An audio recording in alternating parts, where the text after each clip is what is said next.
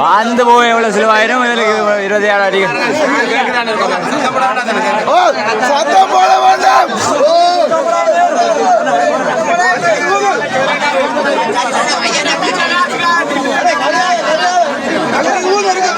அல்ல சத்தம் போட வேண்டாம். மக்கள் சொல்றாங்க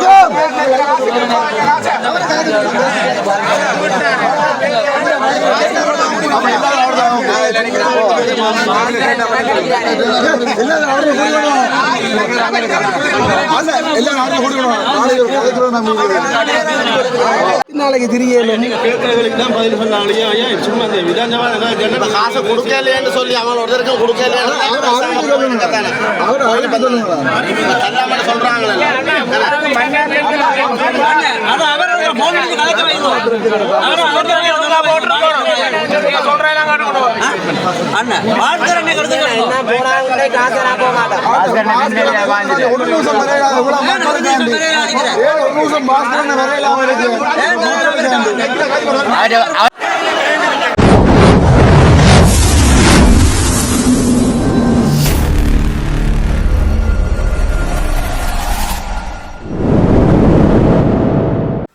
வணக்கம் எல்லாருக்கும்.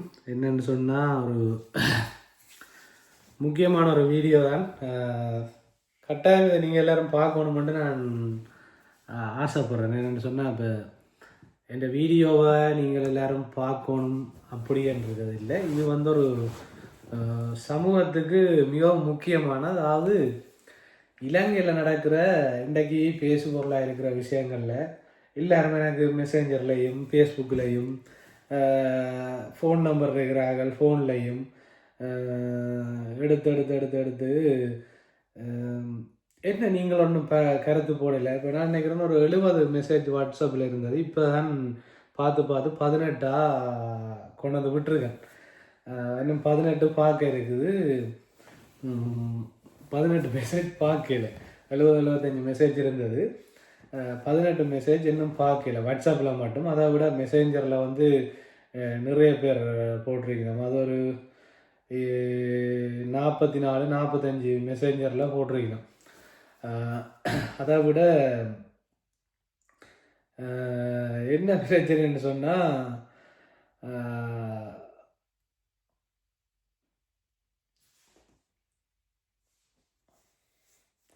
என்ன பிரச்சனைன்னு சொன்னால் நிறைய பேர் நிறைய மெசேஜ் போடுறீங்கன்னா நானே இப்போ தான் பார்க்குறேன். எனக்கும் டைம்கள் கொஞ்சம் பிரச்சனை. அதை விட கொஞ்சம் எனக்கு தவிர்க்க முடியாத சில விஷயங்களால் தொடர்ந்து வீடியோ போட இல்லாமல் இருந்தது.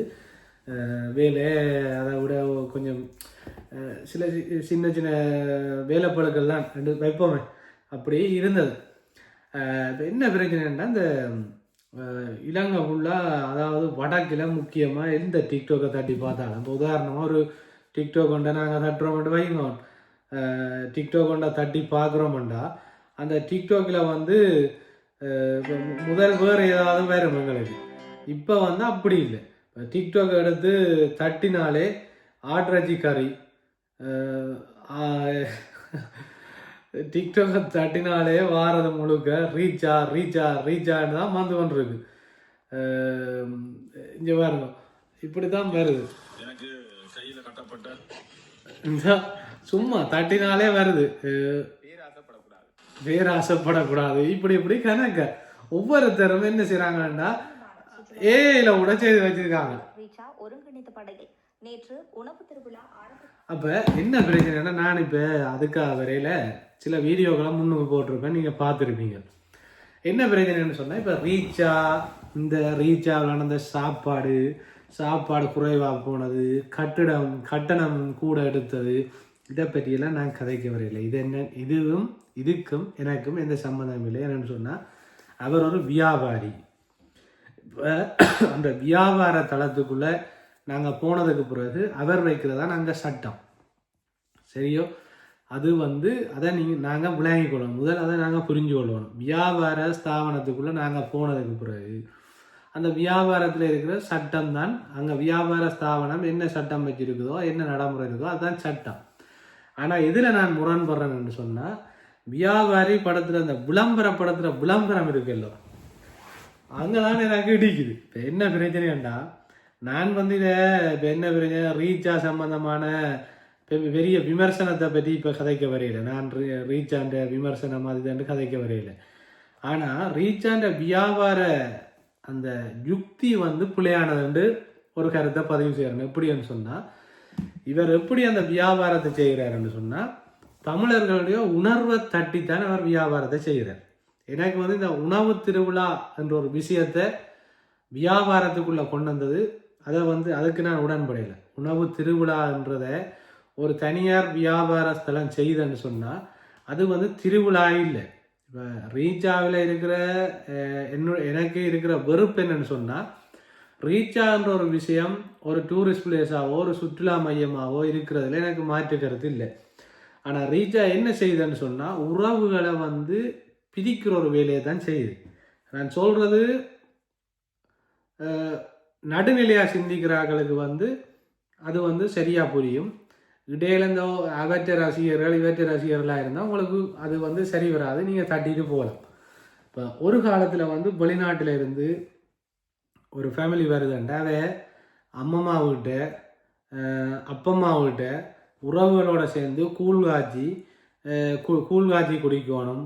நாங்கள் எங்களோட நண்பர்களோட சேர்ந்து இப்போ குடிக்கிறாங்கன்னா நண்பர்களோட சேர்ந்து எங்கேயாவது கல் வாங்கி குடிக்கணும், நல்ல பலகாரங்கள் சுட்டு சாப்பிடணும், எங்களோட உறவுகளை கவனிக்கணும் என்ற ஒரு விஷயம் தான் வெளிநாட்டிலேருந்து போகிறாக்களுக்கு இருந்தது. முதல் மாமா வாரார், சித்தப்பா வாரார், ஆடடிக்கணும், அப்படி செய்யணும் இப்படி செய்யணும், காலம் வெள்ளனை போய் சித்தப்பாக்களோட மீன் வாங்கணும், பெரியப்பாக்களோட மீன் வாங்கணும், மாமாக்களோட போய் சந்தோஷமாக இருக்கணும். அப்படி ஒரு நடைமுறை தான் வெளிநாட்டிலேருந்து வரையக்க எல்லாருக்குமே இருக்கும். அது ஒரு சந்தோஷமான அனுபவம். அந்த அனுபவம் வந்து வெளிநாட்டிலேருந்து மாமா வாராருண்டா அந்த மாமா எந்த வீட்டை நிற்க போகிறாரோ அல்லது சித்தப்பா எந்த வீட்டை நிற்க போகிறாரோ பெரியப்பா எந்த வீட்டை நிற்க போகிறாரோ அந்த வீட்டில் வந்து எல்லா உறவுகளும் கூடி சந்தோஷமாக இருக்கிறது தான் வெளிநாட்டிலேருந்து வரையக்க அதுதான் ஒரு சிறப்பாக இருக்கும்.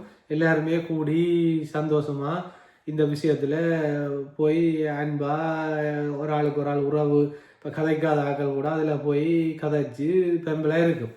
அது கல்யாண வீடுண்டான சாமத்திய வீடுண்டான அல்லது ஒரு கொண்டாட்ட வீடுண்டான அல்லது வெளிநாட்டில் இருந்து வாராக்கள் வந்து எல்லா உறவுகளோடையும் சேர்ந்து சரி வந்துட்டோம், இனி போய் எத்தனை வருஷத்துக்கு திருப்பி வருவேன்னு தெரியாதுன்ற ஒரு கட்டம் இருந்தது. ஆனால் இப்போ நீங்கள் யாழ்ப்பாணத்தில் பார்த்தீங்கன்னா வார வெளிநாட்டுக்காரர் என்ன செய்யணும்னா உறவுகளோட இருக்கிற தொடர்பு துண்டிக்கப்படுது. அதுக்கு காரணம் வந்து ஒரு வகையில் ரீச் ஆகும் தானே நான் சொல்லுவேன். ஏன்னு சொன்னால், ரீச்சாவில் நீங்கள் கூழ் வாய்ச்சிறீங்க, ரீச்சாவில் புட்டை வச்சு கொடுக்குறீங்க, ரீச்சாவில் கல் குடிக்க வைக்கிறீங்க. அது கூட வியாபாரமாக இருக்கலாம், ஆனால் அதால் வர விளைவுகளையும் நாங்கள் சொல்லத்தானே வேணும். இப்போ ஒரு பார் போடுறதால பள்ளிக்கூட பிள்ளைகளுக்கு பிரச்சனை இருக்குண்டா, பாரே இல்லாமல் நாடு இருக்காது. எல்லா நாட்டிலையும் பார் இருக்குது. ஒரு பார் இருக்கிறதால கோயிலுக்கும் பாடசாலைக்கும் முக்கியமான இடங்களுக்கும் வந்து பெண்களுக்கும் வந்து பாதிப்பு இருக்குதுன்னு நாங்கள் சில இடங்களில் பாரை மூடுறோம்னு சொன்னால், அதை மாதிரி இப்படிப்பட்ட ஒரு பெரிய தொழில்களால் வந்து எங்களோட சமூகத்தில் ஏற்படுற இடரல்களையும் பாதிப்புகளையும் நாங்கள் விளங்கப்படுத்த தான் வேணும். அப்போ அந்த உறவு முறை வந்து கொஞ்சம் கொஞ்சமாக இல்லாமல் ஆக்கப்படுதுன்றதான் நம்பிக்கை. இப்போ வெளிநாட்டில் இருக்கிறவங்க தைரியமாக ஊரில் இருக்கிறவங்களோட சண்டை பிடிப்பாங்க, சொந்தங்களோட. என்ன மண்ணாங்கடி இன்று கூழுக்கா நான் வர்றது, நான் ரீச்சாவில் போனேன்டா கூழை குடிச்சிட்டு போவேன்ட்டு எல்லாத்தையும். இப்போ ஊருக்கு நாங்கள் போகிறது வந்து அங்கே போய் கதைச்சி அப்படி இல்லை. ஊருக்கு போகிறது வந்து எங்களோட உணர்வுகள், எங்களோட உணவு பழக்க வழக்கங்கள், எங்களோட சொந்த பந்தங்களோட இருக்கிற அந்த 4 பேர் சேர்ந்திருந்து கூழ் குடிக்கிறதோ அப்படி. மற்றது எங்களோட வீடுகளை பார்க்கணும், எங்களோட வீடு வாசலில் இருக்கணும்.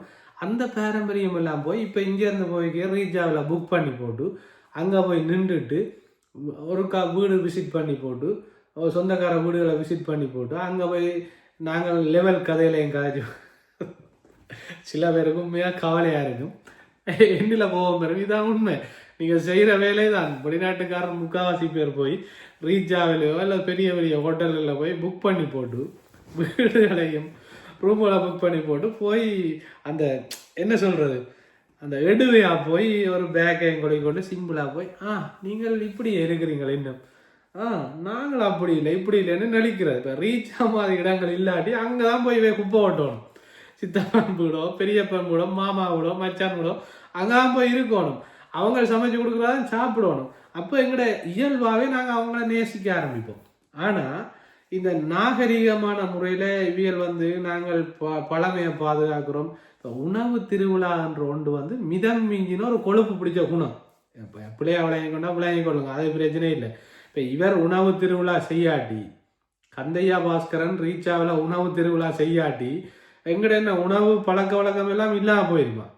அல்லது அங்கே ஊரில் இருக்கிற வயசு போனாக்கள் எல்லாம் என்ன பீட்சாவை சாப்பிடுங்க, அல்லது எங்கட ஊரில் இருக்கிறார்கள் எல்லாம் ஒவ்வொரு நாளும் என்ன பீட்சாவை சமைச்சு சாப்பிடணும். புட்டு சமைக்கணும், சொதி வைக்கணும், சம்பல் அரைக்கணும். இங்கே வெளிநாட்டில் இருக்கிறவங்களே சம்பல் அரைக்கிறாங்க. வெளிநாட்டிலே எல்லா கடைகள்லையும் இடியப்பம் இருக்குது. இப்போ நீங்கள் எங்கட பழமையை மறந்துட்டு ஏன்னா கல் குடிக்காம தானே அங்கே இருக்கிறாங்க, எல்லாம் கோஆப்ரேஷன் எல்லாம் மூடித்தானே போட்டோம். அப்படி இல்லை. அவர் தன்னுடைய வியாபாரத்தை எங்களோட உணர்வுகளை தட்டி எப்படி இருக்கு, எப்படி இருக்கு, உண்மையா சொல்ல போனா மக்களே அப்படின்னு சொல்லி அவர் சொல்றார். நாங்களே ஏமாறுறோம் என்றதான் இந்த கேள்வி. உங்களோட அப்பம்மா சமைக்கிற புட்டை விடவா ரீச்சாவில் சமைக்க போறாங்க? ஒரு விஷயத்த விளங்கி கொள்ளுங்க. அல்லது உங்களை பெற்று வளர்த்த, உங்களுக்கு சாப்பாடு நீத்தி உங்களை வளர்த்த உறவுகள் செய்கிற சாப்பாட்டை விட ரீச்சாவில் உங்களுக்கு டேஸ்டாக இருக்க போதா? ஒரு வியாபாரி எப்பயுமே தன்னை பப்ளிசிட்டி பண்ணுறது தவறில்லை. ஆனால் அவர் என்ன செய்கிறாருண்டா, இந்த கந்தையா பாஸ்கரனுடைய வியாபாரம் எப்படின்னு சொன்னால், அவர் உணர்வுகளை தட்டி, அதாவது ஒருத்தனை சென்டிமெண்ட்டை அட்டாக் பண்ணுறது சரியான ஈஸி. ஒருத்தரை சென்டிமெண்ட்டாக தட்டி விடுறது உணர்வுகளை தட்டி அவன் உணர்ச்சிகளோட விளையாடுறதுன்றது சரியான ஈஸி. அது வியாபாரங்களுக்கு ஒரு நாளும் நாங்கள் பாதிக்கக்கூடாது. அது ஒரு பாவம் என்று தான் நான் நினைக்கிறேன். என்னன்னு சொன்னால், யோசிச்சு பாருங்க. இப்போ இந்த ரீச்சா சம்பந்தமாக நான் 2 பதிவு போடுவேன். ஒன்று அரசியல் சார்ந்தது, இது வியாபாரம் சார்ந்தது. இப்போ இவர்கிட்ட வியாபாரத்தை எந்த இடத்துல நாங்கள் விமர்சிக்கணுமென்று இருக்கு. சும்மா அவர் சாப்பாடு போட்டார், அவர் தண்ணி போத்தலுக்கு விடையிலாம் நாங்கள் கதைக்கிறாரு. அதுக்கெல்லாம் அதை என்னத்துக்காக அவர் அப்படி செய்கிறாருன்றதை நான் விஷயத்தை விளங்கப்படுத்துகிறேன். இப்போ இவற்றை வியாபார முறை எங்களோட உணர்வுகளை தட்டி தான் இவர் வியாபாரம் செய்கிறார். என்னன்னு சொன்னால், அந்த புட்டு இப்போ வெளிநாட்டில் இருக்கிறார்களுக்கு உண்மையாகவே அந்த பழமைகளை எப்பயுமே புதுசாக வச்சிருக்கணும், அதை அனுபவிக்கணும். ஏன்னாங்க இழந்துட்டணும். இப்போ சின்ன வயசில் 20-35 வருஷங்களுக்கு முதல் வெளிநாடுகளுக்கு வந்தார்கள், நிறைய விஷயங்களை இழந்ததை மிஸ் பண்ணினோம். அப்போ அந்த மிஸ் பண்ணுற விஷயங்களை இவர் என்ன செய்கிறாருன்னா, மீடியா மூலமாக தன்னிட்ட தான் அது இருக்குன்றதை காட்டுறார். அவ காலங்காலமாக அவைய நேசிக்கிற அவைய உறவுகளை மறக்க வச்சு, அவைய சொந்த பந்தங்களை மறக்க வச்சு, அவைகிட்ட இருக்கிற உறவு முறைகள் நட்புகளை மறக்க வச்சு, முதலெல்லாம் ஊரில் இருந்து ஒருத்தர் வரப்போறாருன்னா அவற்றை பழைய ஃப்ரெண்ட்ஸுக்கு கால் பண்ணுறாரு. அடே மச்சான், நான் வரப்போகிறேன், ஆடோண்டு வாங்குகிறோம், சமைக்கிறோம், ரத்த வர வைக்கிறோம், நான் அவரமாய் கதைக்கிறேன், பிள்ளையானை காய்ங்க வைக்கிறோம், தண்ணி அடிக்கிறோம், பண் எடுக்கிறோம், கடலில் போய் குளிக்கிறோம். இப்போ கடலில் குளிக்கிறேன் இல்லை, இப்போ நாங்கள் ரீச்சாவில் போய் ஸ்விம்மிங் பூலில் குளிக்கிறோம். எப்படியான ஒரு விஷயம்னு பாருங்க. எங்களோட பழமைகள் ஒரு காணிக்குள்ளே கொண்டு வரப்படுது, காணி ஒரு ஒரு ஒரு வளாகத்துக்குள்ளே கொண்டு வரப்படுது. அது அவற்ற பிஸ்னஸ் யுக்தி, அது ஒரு கேவலமான வியாபார முறை. சரியா? ஒரு என்ன சொல்றேன்னா, அது ஒரு கேவலமான வியாபார முறை. அதை அவர் கையில் எடுக்கிறாருன்றதுக்காக நாங்கள் எங்களோட உறவுகளோட நெருங்கி பழகிறதையோ, இப்போ ஒரு மிருக காட்சி சாலைக்கு போகிறோம், அல்லது ஒரு பறவைகள் இருக்கிற சரணாலயத்துக்கு போகிறோம், கடலில் போய் குளிக்கிறோம். இப்போ கடலில் குளிக்கிறது எல்லாம் எங்களோட உடலுக்கு இவ்வளவு ஆரோக்கியம் இருக்குது. இவர் மீன் மசாஜ்னு சொல்லி, நான் இதுகளை பற்றி விமர்சிக்கக்கூடாதுன்றது நான், அது அவற்றை திறமை. எப்படின்னு சொன்னால், சிலர் கேவலமாக விளம்பரம் செய்து உழைக்கிறது வேண்ட திறமை. இதை நாங்கள் ஏமாறுற எங்கட கையில் தான் தவறு இருக்குது. அது அவற்றை திறமை. அவர் அப்படித்தான் வியாபாரம் செய்து பழகி இருக்கிறாருன்னா அவர் பழகலாம். இப்போ அவர் வெட்டி ஒரு கொய்யாப்பழத்தை காட்டுறாருண்டா, அந்த கொய்யாப்பழம் மாதிரியே அவர்கிட்ட போகிற கொய்யாப்பழம் எல்லாம் இருக்குமென்று சிலர் ஃபீல் பண்ணணும். அவர் பிடுங்குற பழம் மட்டும் இப்படி பழமாக வருது. அவர் ஏற்கனவே செட் பண்ணி வீடியோவை கொண்டு வச்சு நான் இப்போ இப்படி சாப்பிட்டு காட்ட போகிறேன், இதை ஒரு விளம்பரப்படுத்த போகிறேன், வீடியோ எடுங்கன்னு சொல்லி எடுத்து தான் ஊன்னு சொல்லி அவர் செய்து போடுறார். அது வந்து அவர்கிட்ட வியாபார முறை. அதை நான் விமர்சிக்க வரையில் எந்த வியாபாரம், ஆனால் சில உணர்வுகளை வச்சு விளையாடி வியாபாரம் செய்கிறது தான் நான் மறுக்கிறேன். இப்போ ரீச்சா வந்து முள்ளிவாய்க்கால் நினைவு தூவி வைக்கப்பட வேண்டிய இடமா வைக்கக்கூடிய இடமா இதை பாருங்க. அவற்றை வியாபாரத்தில் தமிழர்கள உணர்வுகளை வச்சு அவர் வியாபாரம் செய்கிறது தவறு. அங்கே வந்து அதே வளாகத்துக்குள்ளே வந்து நீங்கள் சினிமா பாடகர் மேல், சினிமா நடிகர் மேல், அரைகுறையா டான்ஸ் ஆடுறாக்கள் எல்லாரையும் கொண்டு வந்து வச்சு கும்மாளம் அடிக்கிறீங்க. அங்கே நீங்கள் உணவு திருவிழாண்டு சாப்பாடுகள் எல்லாம் விதம் விதமாக கொண்டு வந்து சாப்பிட்றீங்க. அங்கே வந்து இனி இல்லைன்ற உல்லாசமான ஒரு வாழ்க்கை முறையை உருவாக்கி வச்சுக்கிறீங்க. முள்ளிவாய்க்கால் நினைவு தூவிக்கும் அங்கே நடக்கிற சம்பவங்களுக்கும் என்ன சம்பந்தம் இருக்குது? சும்மா மொக்குத்தனமாக கதையக்கூடாது. 6 முள்ளிவாய்க்கால் நினைவு தூவிய வெளிய கட்டையில் இவர் கட்டி வச்சுக்கிறார். அதுக்காகத்தான் போற மாட்டார். அவருக்கு தெரியும் தமிழனை எங்கே அட்டாக் பண்ணா, எங்கே தமிழன் உணர்வுல கை வச்சா அவர் எங்கே வந்து குமிவினம்ண்டு. இப்போ முள்ளிவாய்க்கால் நினைவு தூவியை கொண்டு வந்து வச்சு அது ஒரு சோகமான எங்களோட தமிழ் இனத்தின் ஒரு இனம் அழிஞ்ச வரலாறு. அந்த வரலாறை கொண்டு வந்து நீங்கள் உங்களோட வளாகத்தில் வச்சு போட்டு நீங்கள் தமன்னாவையும் கூட்டி கொண்டு வந்து, நக்மாவையும் கூட்டி கொண்டு வந்து, நயன்தாராவையும் கூட்டி கொண்டு வந்து டான்ஸ் ஆடி போட்டு அந்த தூவியையும் பார்த்துட்டு போனால் என்ன உணர்வு அங்கே வரப்போகுது? சிந்திச்சு பாருங்க. முள்ளிவாய்க்கால் நினைவு தூவியை பார்த்துட்டு ஸ்விம்மிங் பூலில் குளிச்சுட்டு போனால் எங்களுக்கு என்ன ஃபீலிங்காக வரப்போகுது? அங்கே எங்களுக்கு என்ன, எங்களோட உணர்வுகளில் என்ன வித்தியாசம் வரப்போதாங்க? எங்களோட உணர்வுகளில் என்ன மாற்றம் வரப்போதாங்க? அது ஒரு கேளிக்கையான ஒரு கூத்தாக மாறப்போகுது. அவர் தன்னுடைய விளம்பரத்துக்காக தமிழர்கள ஒரு இழப்பு, அந்த இழப்பை நினைவு கூறுற ஒரு விஷயத்தை வந்து என்ன செய்திருக்கிறாருன்னு சொன்னால் அங்கே கொண்டு வந்து தண்டை வளாகத்துக்கு வச்சிருக்கிறார். ஏனென்றா அதை பார்க்க வந்தாவது தண்டை வியாபாரத்தை மேம்படுத்தி கொண்டு போகலாம. அவர் அடிக்கடி சொல்றது தமிழர்கள அடையாளமா நான் இதை ஒரு காலத்தில் மாற்றுவேன். தமிழர்கள அடையாளம் எல்லாம் அடையாளமாக தான் இருக்கு. இப்போ இவர் கொண்டு வந்து தான் அடையாளம் வைக்க வேண்டிய அவசியம் இல்லை. சில வெளிநாட்டில் இருக்கிறார்கள் அவை என்ன யோசிக்கணும்னு சொன்னால் தங்களுக்கு ஒரு திருப்தியான சுற்றுலா விடுதி. அது இப்போ ஸ்ரீலங்காவுக்கு போயிருக்க லீவு நாட்களில் அவை உல்லாசமாக அதை கழிக்கக்கூடிய விடுதி. அது அவைக்குத்தான்.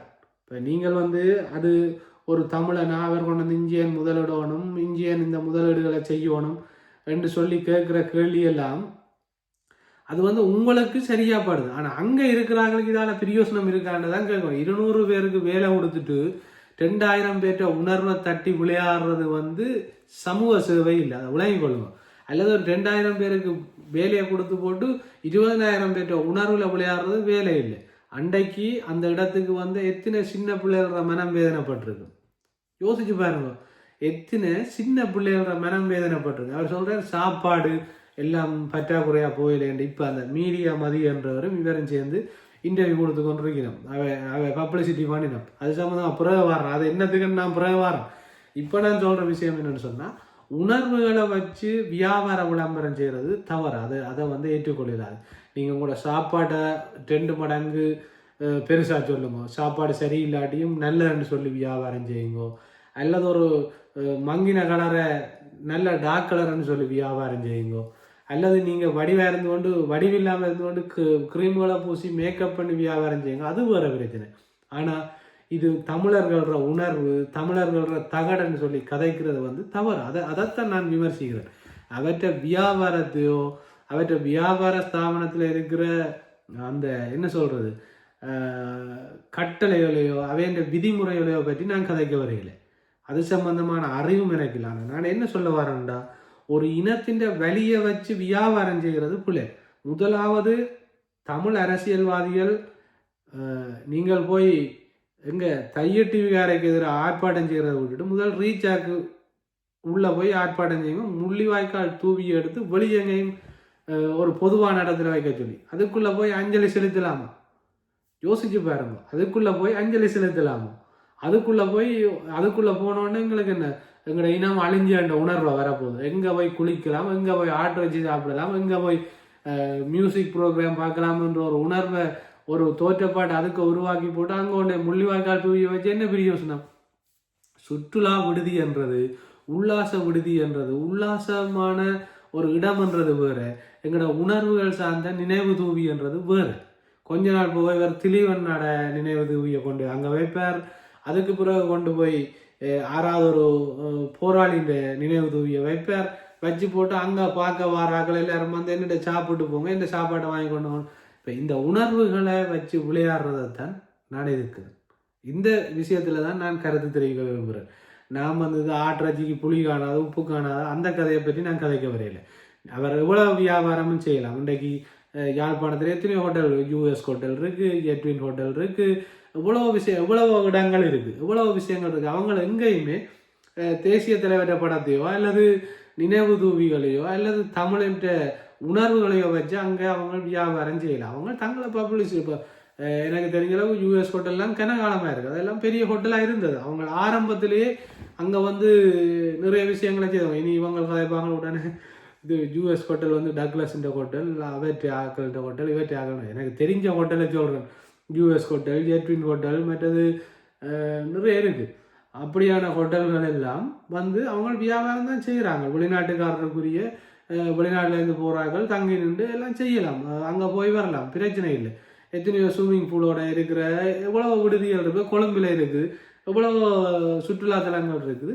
எல்லாருமே ஆனால் எந்த சிங்களவனும் தன்னோட இராணுவ வீரத்தை கொண்டு போய் இதுகளை சிலைகளை வச்சு சுற்றுலா விடுதி செய்யலை. சுற்றுலா விடுதி வியாபாரத்தலம் உணர்வுகள் சம்பந்தப்பட்ட நினைவுகள் சம்பந்தப்பட்ட இழப்புகள் சம்பந்தப்பட்டது. இவர் எப்படி இது செய்கிறாருன்னு சொன்னால், தமிழர்களோட உணர்வுகளை வச்சு ஒரு வியாபாரம் செய்ய முற்படுறதைத்தான் நான் விமர்சிக்கிறேன். வடிவா விளங்கி கொள்ளுவோம். தேவையில்லாம வந்து இதுகளில் எழுதக்கூடாது. நாங்கள் யாருக்கும் பயம் இல்லை, எந்த இதெல்லாம் எங்களுக்கு இல்லை. நான் சொல்ல வர விஷயம் என்னன்னு சொன்னால், இந்த பரப்புகள் எங்கள்கிட்ட அவையா சும்மா வந்து இதில் கத்திர குளர் அப்படி நிறைய படங்களை பார்த்துட்டோம். அது வேறு பிரச்சனை, அதெல்லாம் இருக்கட்டும். அதை பற்றி நான் கதைக்க வரையில உணர்வுகளை வச்சு வியாபாரம் செய்கிறது தவறுன்னு சொல்லி தான் நான் இந்த வீடியோவில் சொல்ல வரேன். இன்னொரு வீடியோ இப்போ ரெக்கார்ட் பண்ண போகிறேன். அதில் வந்து இவற்றை அரசியலை பற்றி கதைக்க போகிறேன். வெயிட் பண்ணுவோம். நன்றி, வணக்கம். அடுத்த வீடியோ